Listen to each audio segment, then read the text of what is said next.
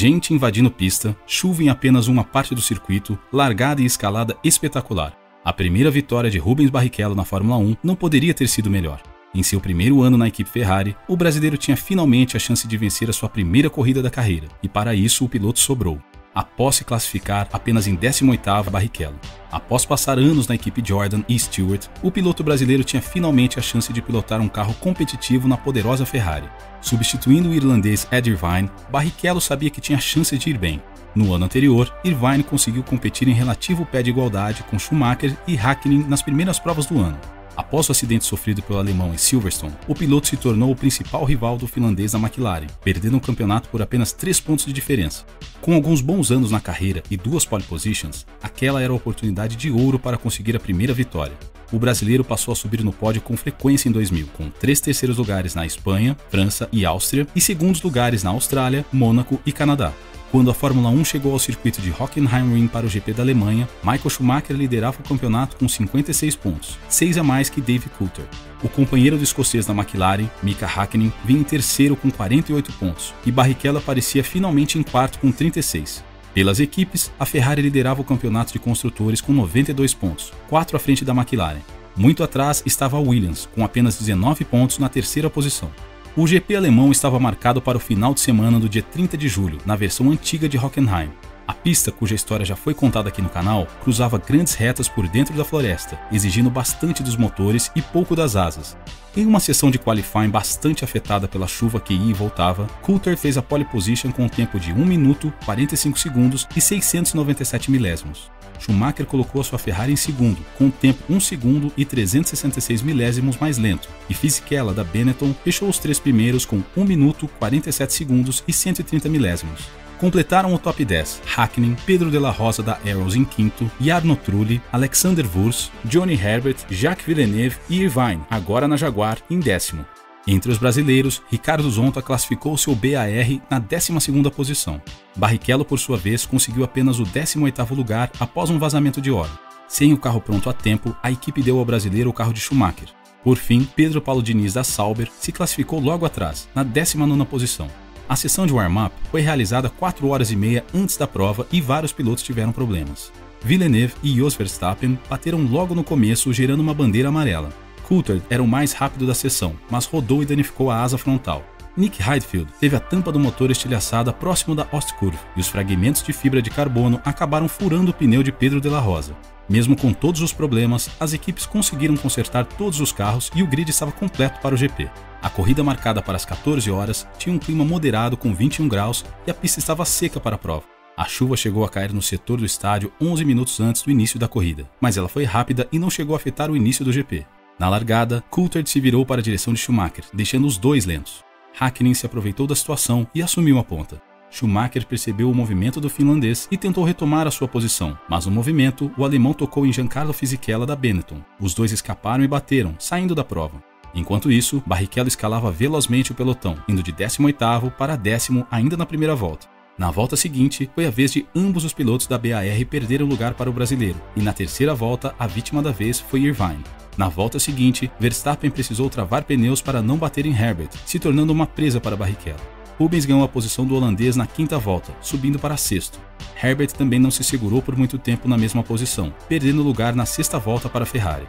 Na frente, Hakkinen liderava a prova, com Coulthard em segundo e Trulli em terceiro, mas o mais rápido da pista era Barrichello.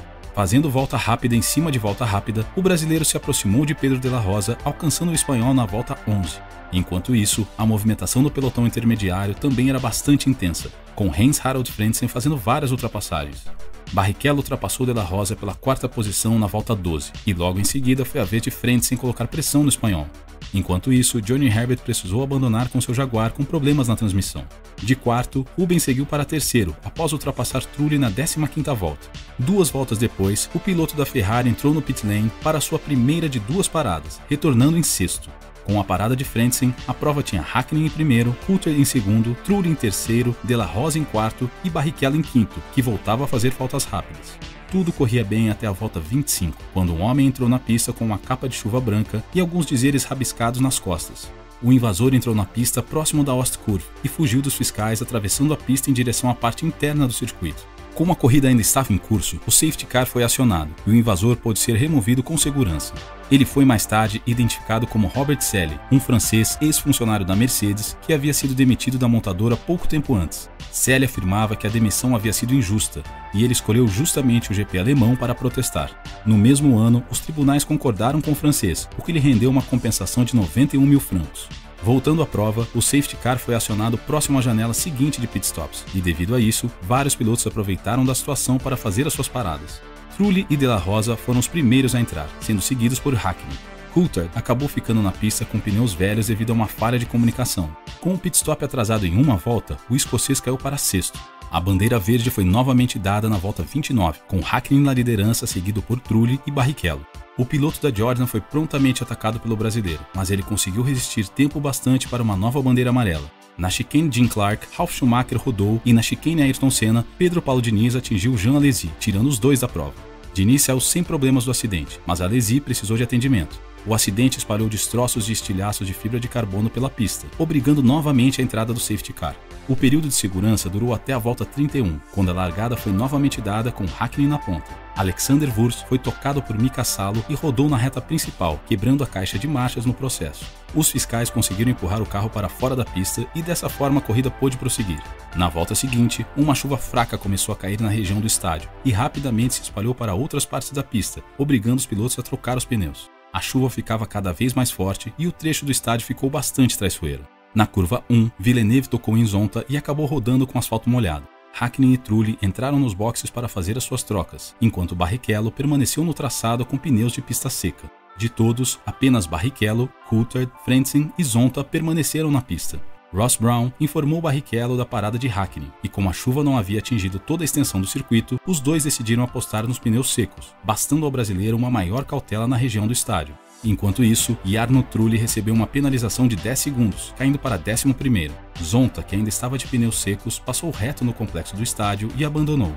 Coulthard era outro que sofria com a escolha, sendo pressionado por Frentzen até a sua parada na volta 38, caindo para 5º. Barrichello rodava bastante lento na parte afetada pela chuva, mas no restante do circuito, o brasileiro era mais rápido devido aos pneus de pista seca. Frentzen abandonou com problemas na transmissão, e Heidfeld teve problemas no alternador, deixando o GP com 11 carros. Agora com pneus novos, Coulthard ultrapassou Salo e subiu para 3º lugar. O finlandês da Sauber acabou perdendo posição também para Button, que ultrapassou na volta 43. A 2 voltas do fim, a chuva voltou a cair com mais força no estádio, mas Barrichello permaneceu cauteloso e dessa forma conseguiu se manter na pista até a bandeirada final. Quase 7,5 segundos atrás terminou Hakkinen, e fechando o pódio tivemos David Coulthard em 3º. Completaram o top 10 Button, Salo, De La Rosa, Ralf Schumacher, Villeneuve, Trulli e Irvine. A vitória de Barrichello foi a primeira de suas 11 na Fórmula 1 e foi a primeira vitória brasileira desde Ayrton Senna no GP da Austrália de 1993. Na Ferrari, o brasileiro teria ainda outras 9 vitórias,